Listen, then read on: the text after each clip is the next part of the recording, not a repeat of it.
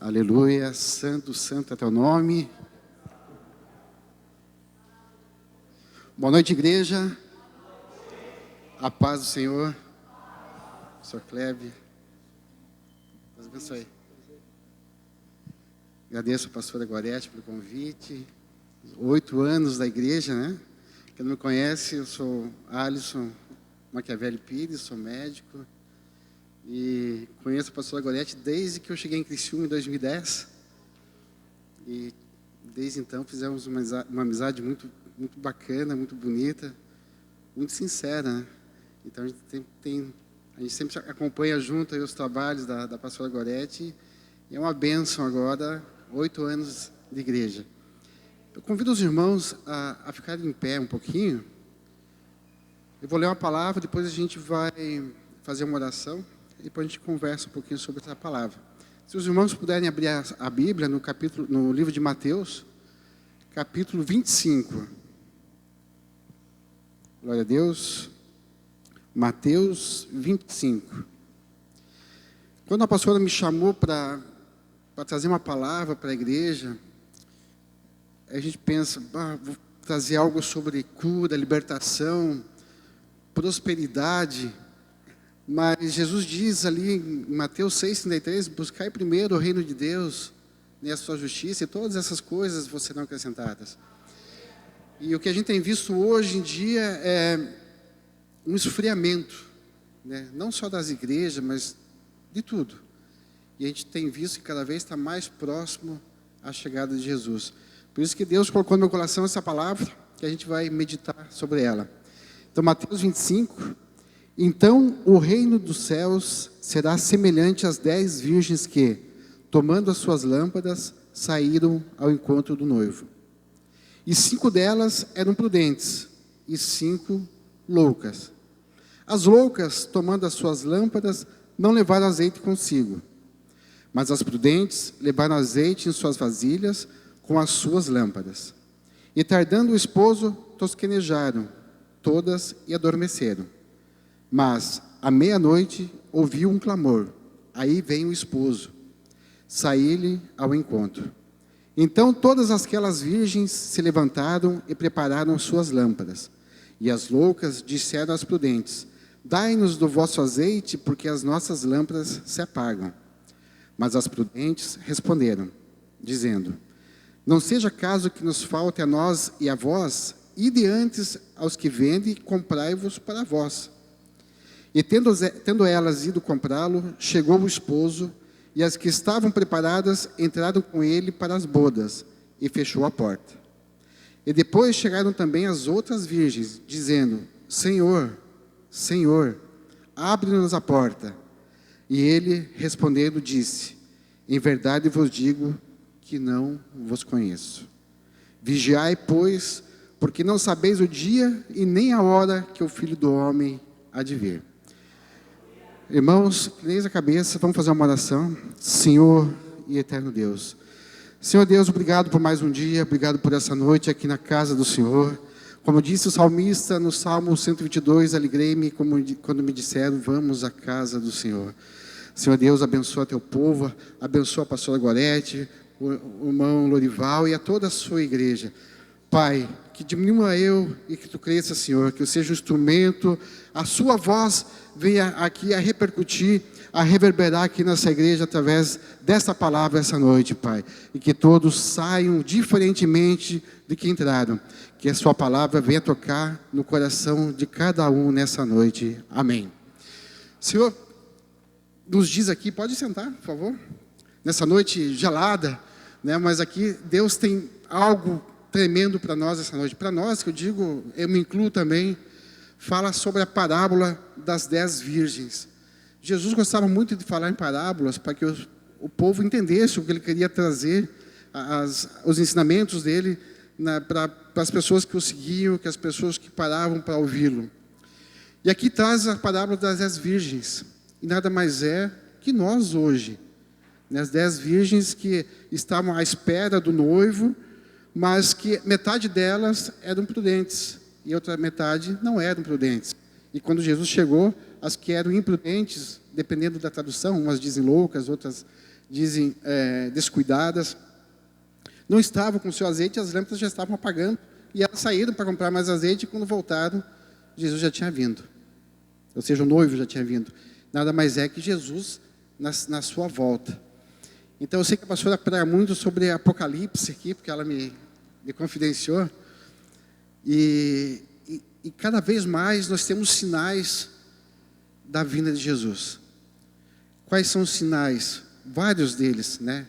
A questão da igreja cada vez mais fria, né? A gente às vezes vem para a igreja por obrigação, porque tem que ir, e a gente vê muito nas igrejas, né, um movimento muito grande de pessoas saindo de uma igreja, indo para outras, quando na realidade o problema não é a igreja, é a própria pessoa, porque ela se sente cada vez mais vazia, mais triste, e dependendo da palavra que o pastor prega, ela acha que está sendo disciplinada, então ela não se sente bem, vai para outra igreja, e assim tem sido bem constante em todas as igrejas.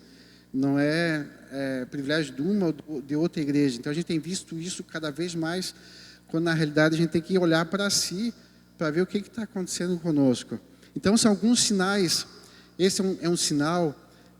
A Bíblia diz também que no final dos tempos os dias se abreviarão, e quão rápido está passando os dias. Já começou o ano, já estamos no meio do ano, começa a semana, termina a semana, é uma loucura. Então isso são sinais da vinda, do final dos tempos, da vinda de Jesus. Também outras questões, fala muito do anticristo, né?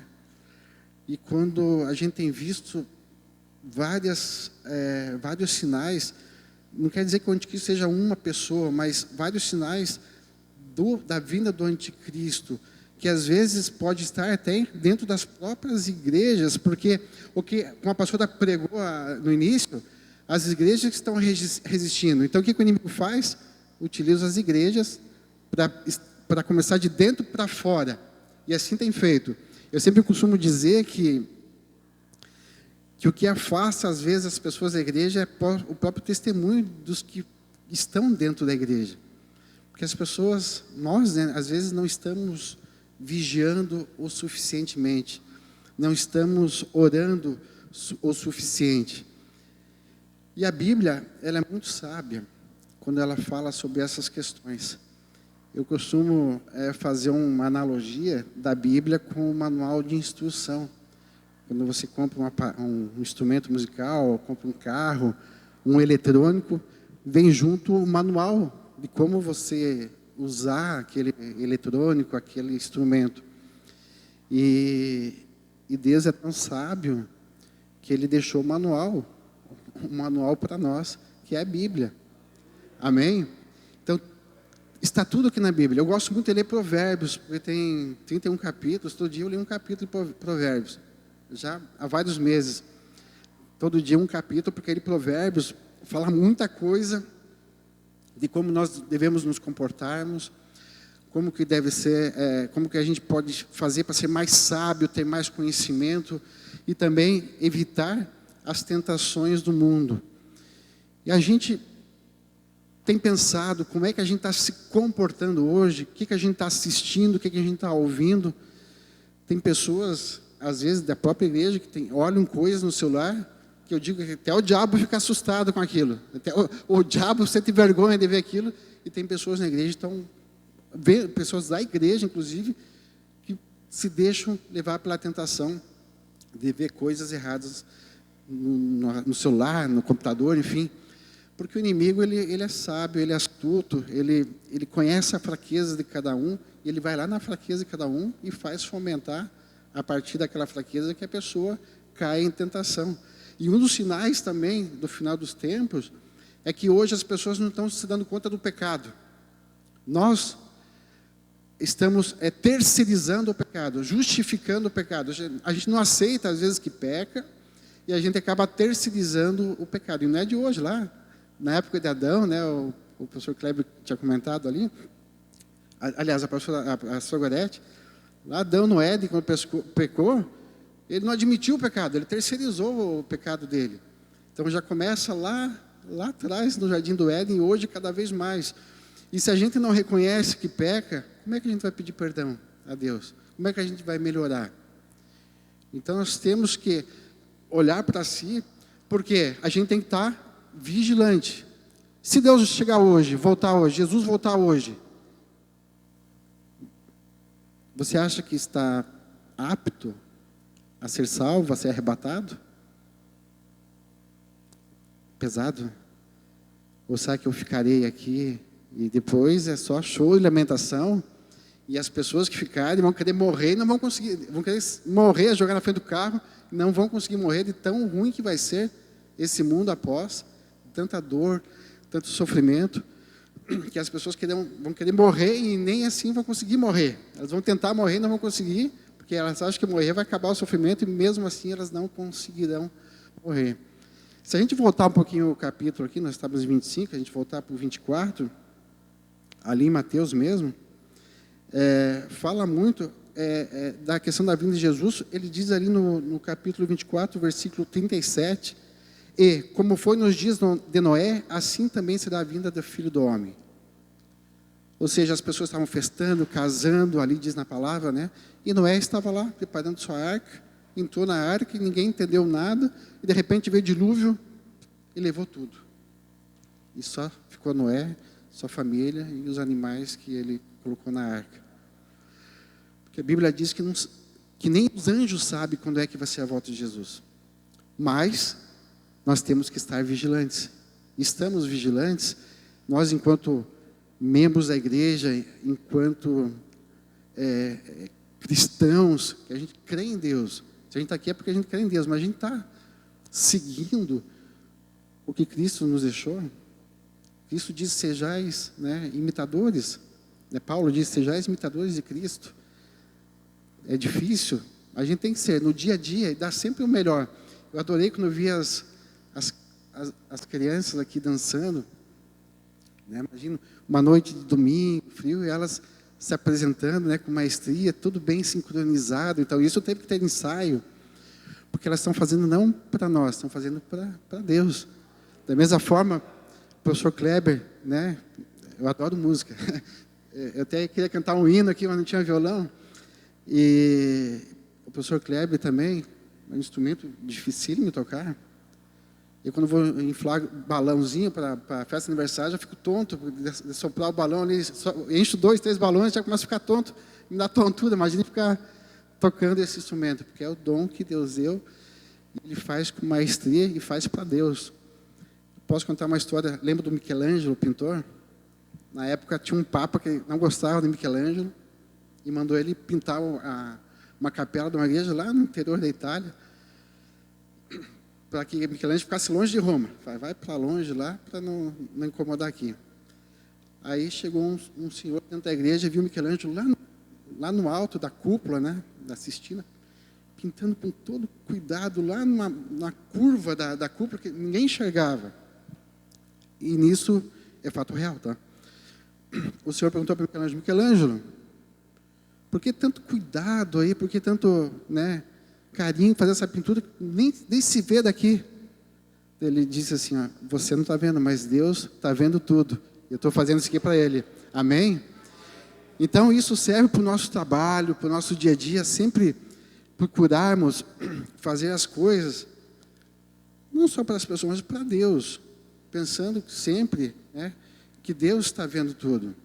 Então fazer sempre com maestria, se eu estou insatisfeito no meu trabalho,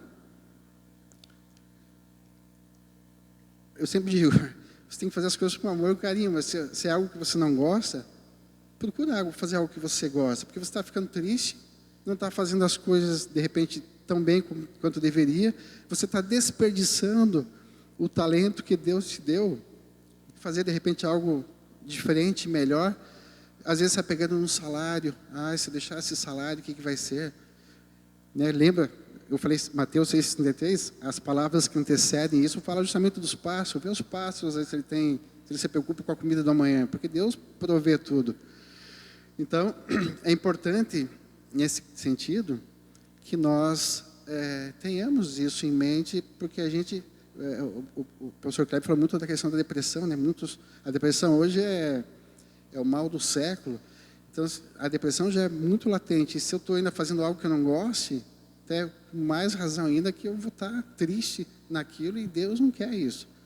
Né? Nós temos que estar felizes e contentes, irradiar alegria, fazer aquilo com amor, com carinho, com dedicação.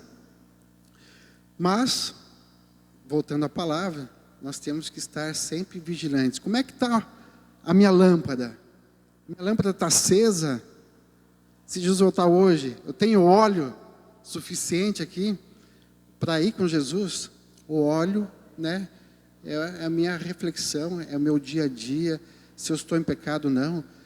E é difícil, né, a gente desviar do pecado, porque o pecado está aí. Todo dia o pecado vem, né, e me chama, como diz o hino. Realmente é isso, mas é dobrar o joelho e pedir perdão a Deus, né, e melhorar cada dia mais. Ninguém é perfeito, nós não somos perfeitos, perfeito só Ele. Nós somos imperfeitos, mas na nossa imperfeição, nós temos que procurar ser melhores. Porque a gente conhece a palavra, nós temos a palavra em mãos.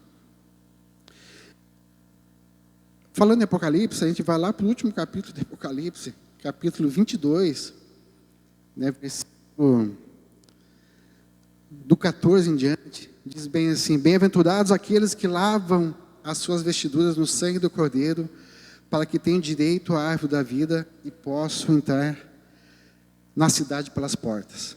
Bem-aventurados. Por quê? Versículo 15. Ficarão de fora os cães, os feiticeiros, os que se prostituem, os homicidas, os idólatras, e qualquer que ama e comete a mentira. E eu, Jesus, enviei meu anjo para vos testificar dessas coisas nas igrejas. Aqui eu quero chegar. Nas igrejas. A pastora falou muito bem, a partir de Atos, ali começa a construção das igrejas, que as pessoas precisavam ter um local para se reunir, para falar da palavra de Deus. E muitos eram perseguidos, muitos eram mortos. Jesus até disse que eu sou perseguido e serei morto. Ele já sabia disso. Não pelo que eu sou, mas pelo que eu prego. E essas palavras que eu prego ficarão para vocês. Logo, vocês também sofrerão perseguições. As perseguições são diferentes em cada época, né, da história. Na época de Paulo, né, eles se escondiam porque eles eram caçados e mortos. Saulo era um caçador, né, o Saulo, que depois ele ficou cego e virou Paulo. Então, ele é um testemunha vivo, né? Estevão foi o primeiro mártir cristão, ele foi apedrejado e foi morto por pregar a palavra de Deus. Hoje nós temos a vantagem que a gente pode vir, as portas estão abertas, a gente pode falar da palavra de Deus, mas vem algo que eu quero alertar-los agora, que tem a ver com o final dos tempos. A gente tem visto muito a questão da censura, né, no que a gente fala, no que a gente prega, inclusive nas próprias igrejas. Eu sempre digo que a gente tem que amar o próximo de acordo com o que ele é. Não quer dizer que a gente tem que aceitar o que ele seja. A gente, como cristão, a gente tem que amar as pessoas. E o que tem se visto hoje, e cada vez mais, que pessoas que têm comportamentos sexuais diferentes do que prega a Bíblia, eles estão cada vez tendo mais direitos que a gente chama constitucional, inclusive de que se a gente falar algo diferente do que eles acreditam, a gente está infringindo a lei. E o que quer dizer isso? Que se eu vim aqui falar da Bíblia, falar de homem e mulher, eles de repente podem ter um policial na porta e me levar preso, porque eu estou sendo de repente homofóbico, ou pregando algo que está ferindo a honra dessas pessoas. Não sei se me fiz entender, mas eles estão cada vez mais criando leis, né, que deturpam muito as coisas. Se eu discuto com uma pessoa ali fora na rua, e se essa discussão não por questões religiosas, vamos supor que a pessoa saiu e bateu no carro, um acidente de carro, um carro bateu no outro, que é comum acontecer. e nesse acidente se tem uma pequena discussão, mas se essa pessoa do carro é uma pessoa homossexual, capaz de eu ir preso porque ela é homossexual. Entenderam? Então, o que quer dizer isso? Quer dizer que cada vez mais a gente tem visto isso, e infelizmente cada vez mais vai ser mais forte isso. E o pior de tudo é que estão levando para as escolas. E crianças cada vez menores, que estão em fase de transição, em fase de autoconhecimento, se tem acesso a isso, elas ficam cada vez mais confusas, porque é natural dessa fase da adolescência, o autoconhecimento, né? Então, vejo que isso também são sinais do final dos tempos. É verdade. Então, nós temos que estar cada vez mais vigilantes. Por quê? Porque está cada vez mais próximo, né, a vida de Jesus. E quando Jesus chegar, a minha lâmpada vai estar acesa, vai estar mais ou menos acesa, ou vai estar apagadinha? É uma reflexão para nós essa noite. E a igreja, ela serve para isso, porque a fé vem de ouvir a palavra de Deus. A gente ouve onde? Pode ouvir em casa, pode ler a Bíblia, mas a igreja é o lugar que a gente se reúne, né? E Cristo falou, onde 2 ou mais estiverem reunidos em meu nome, ali estarei eu. E eu tenho certeza que Deus está aqui essa noite, e Ele trouxe essa palavra para você. Tenho muita certeza. Uma noite fria, vocês saem de casa no domingo à noite, com um frio desse, tem um propósito. E o propósito é alertá-los com relação à palavra de Deus, alertá-los com relação à volta de Jesus, e alertá-los também com relação às coisas que o mundo está nos colocando, que em princípio parece algo normal, é algo, como é que se diz? Moderno, né? Moderno, e que as pessoas que são contra são muito antiquadas. Não tem nada a ver com ser moderno ou antiquado. Tem a ver o que é certo e o que é errado. Tiago diz, se ensina ou não, então não tem meio termo, ou está certo ou é errado. Não quer dizer, ou não tem relação com ser moderno ou ser antiquado.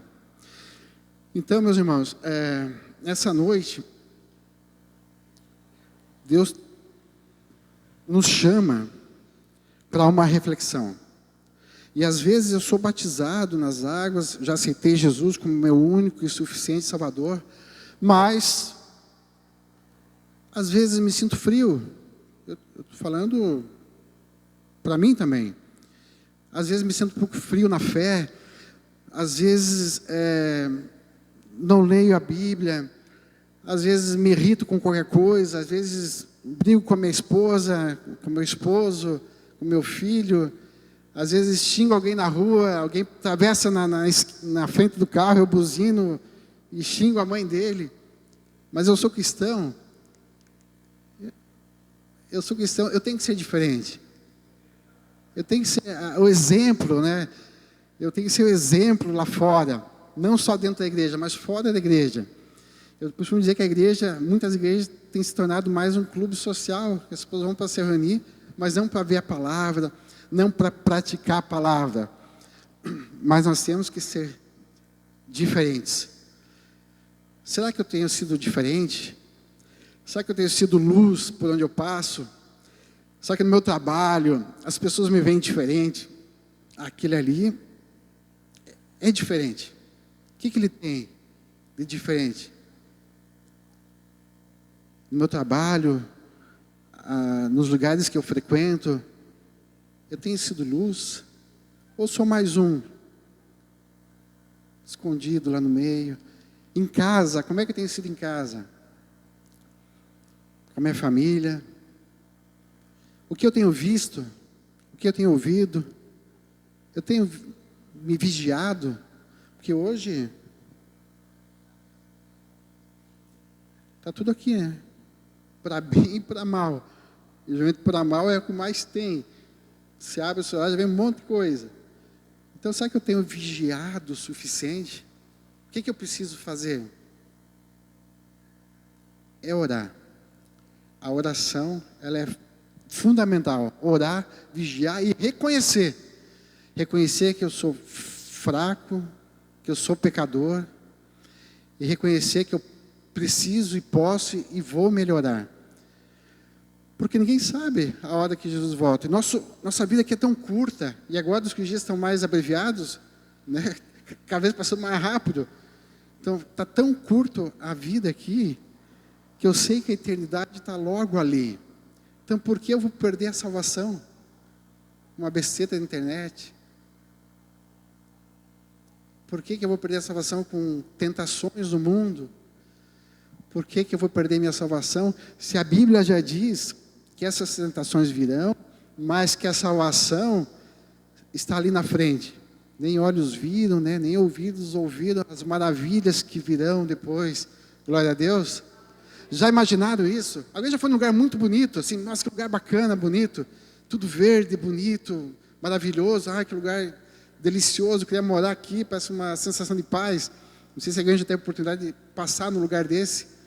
Agora multiplica isso por 1000, é o lugar que nos espera.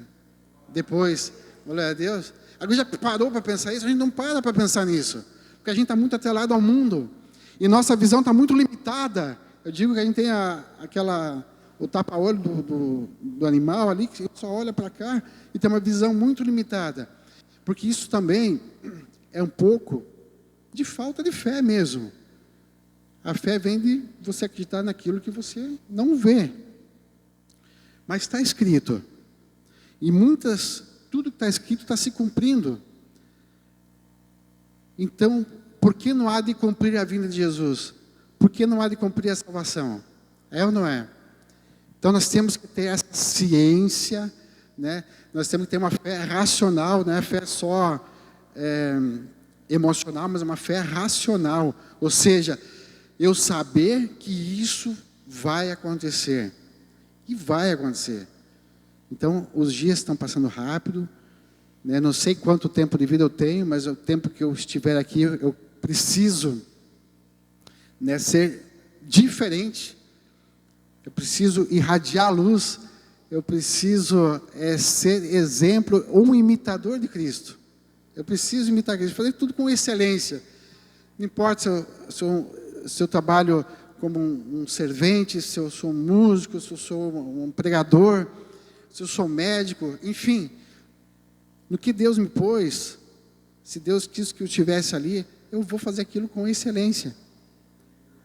Eu quero ser diferente, e eu serei diferente. Amém? Por quê? Porque eu quero que a minha lâmpada esteja acesa, mas com a chama lá em cima, que vai clarear um quarteirão inteiro. Amém? Quantos aqui vão estar com a lâmpada acesa? Amém? Então quero chamar os irmãos para uma oração.